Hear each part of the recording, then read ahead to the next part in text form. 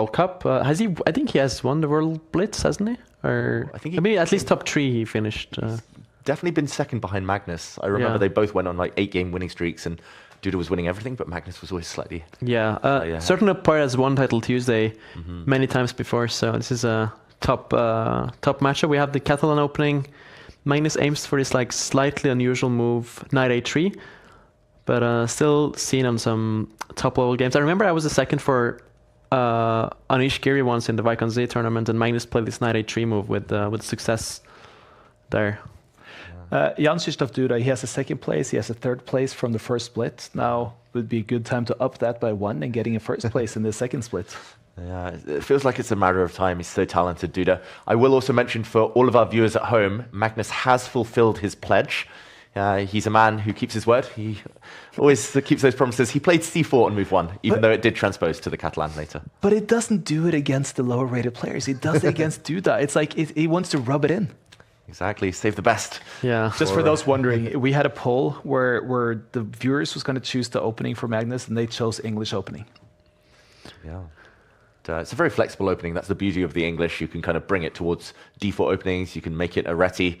Here we see Duda looking very, very chilled, but I'm not sure I would be so relaxed about his position. It feels like got a beard. He's sporting a different look today, Duda. Yeah, for sure.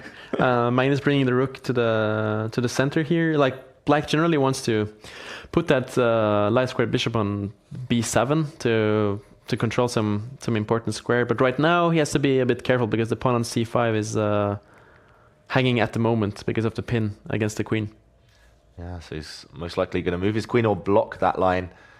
There we go. He moves his knight on over. Probably it's headed in this direction if it gets kicked, if it gets hit. Maybe Magnus will just, I was about to say, capture that pawn on c4.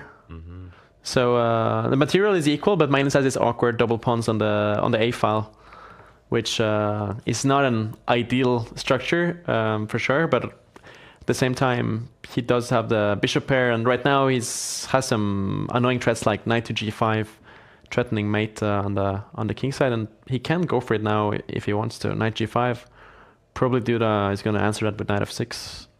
Yeah, and this is the move Ariane is expecting right now. Shake of the head though from Duda. It is starting to get a bit more complicated. White now has ideas of pushing forward in some variations, pushing this pawn. Yeah, or maybe even like taking it twice on d5 can be calculated. Okay, taking this knight twice, so that if the black knight does ever get distracted and move away, the white queen can swoop in. It's getting very, very sharp potentially. It's kind of bubbling. Magnus is spending a bit of time. It is quite a high responsibility position because if he doesn't find any threats or kind of mating attacks, Magnus, he could find himself being a bit worse due to the fact that black does have this very powerful pass pawn. Black's controlling the kind of queenside right now. Half the board is black's. He needs to find something on the other half, Magnus. Black really wants to get that knight to the b4 square on the next move, which would be quite annoying because it's not. You don't really want to move your queen away from this this h7 diagonal. Something seems to have gone a little bit wrong in the opening for Hikaru at the side. Sam Sevian has a minute up on the clock, and he's got an almost +2 eval right now. Wow, Hikaru Nakamura in big, big trouble. Let's see if Sam Savian can hold on to that advantage. Suddenly, Magnus, though, is the one to get the advantage. Duda should perhaps have been trying to stop that white knight jumping in. It was a difficult choice. If that knight had been captured, white's bishop and queen would have lined up. There we see a glimpse of Magnus for the first time today. Doesn't look too enthused, but he does have a small advantage now. How to capitalize on it. The white knight is super strong, but at the moment it's kind of hitting thin air. That little glimpse did not look encouraging for Magnus fans. Didn't look too happy there, but his position looks good. Like the knight on d6 does a great job. He's on vacation. I don't know if he's as committed as he should be. And the freeze didn't necessarily help either. Yeah, there is such a thing as being too relaxed, kind of being in holiday mode, not having the same kind of hunger to find the best moves as usual. But okay, nice move there from Magnus. He's trying to get in behind. Challenge of the rooks, and the back rank is slightly weak, so when Magnus recaptures, big threat. Okay, blocked by Duda. And who do you pick here, Ariane? The bar's in the middle, but whose position do you think is easier to play as the clocks tick down? Good question. I mean, black has this very annoying pass pawn on c4, and if he gets to push that to c3, it can be very dangerous for white. And currently the b file is blocked. Like, I mean, right now I would actually pick Duda's position. I think like he can maybe play queen e5. It feels a bit easier for black to play at the moment because of the pass pawn on c4. What do you think? Yeah, I think I quite like the long-term features in a position, which means that you can just go into survival mode, and if you do survive the next few moves, then you're doing well long-term. I think short-term I would feel the pressure for Magnus, trying to create something, trying to win something before it's a bit too late. So maybe Duda's contemplating taking this pawn, but there would be some issues if the queens do disappear from the board. The white bishop will move out the way at the end, and the white rook will try and come in. But Duda frowning. Suddenly, the fact that he's burning so much time means that in practical terms, possibly this could be a turning point. We have seen it several times throughout the autumn split earlier today as well. A long think is often accompanied by a mistake, but no, Duda does play a decent move. And now he has to retreat his knight to block the white rook. And what's his plan after this knight is captured? Yeah, it's an interesting scenario. Like, you can capture the knight twice. Is Duda banking on the fact that he can just push the pawn? But I'm not sure. Like, there are some back rank issues as well.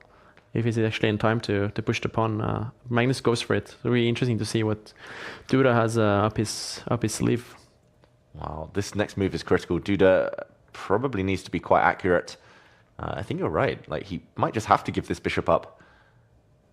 He has to create some room for his king. This is just the bigger threat. Yeah, probably he's gonna play a move like h5 just to create some air for his king to not get back rank mated, and then after white captures their bishop, just push his pawn.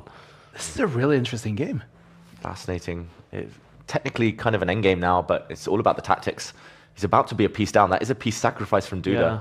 I actually don't see how white stops that pawn though. If you take the bishop and Magnus pushes, Duda pushes c3, like, how do you actually stop the pawn from promotion? Maybe it could end in a draw potentially if white takes this bishop, the black pawn pushes, the rook comes up with a check, the king moves, and then the white knight starts checking the black king. But no, Magnus goes back.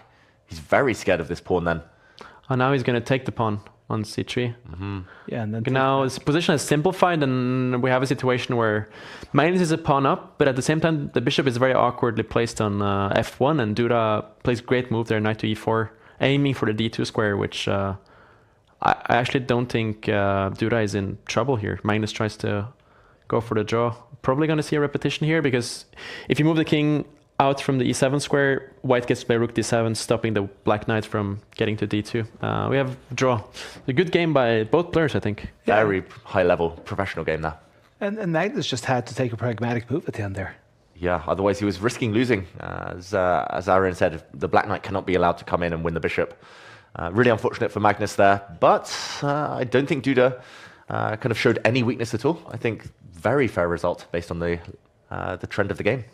I'm looking at this Sevian against Nakamura game where Sevian is in big time trouble, but it's an equal position, but there's no way that it seems Sam Sevian can hold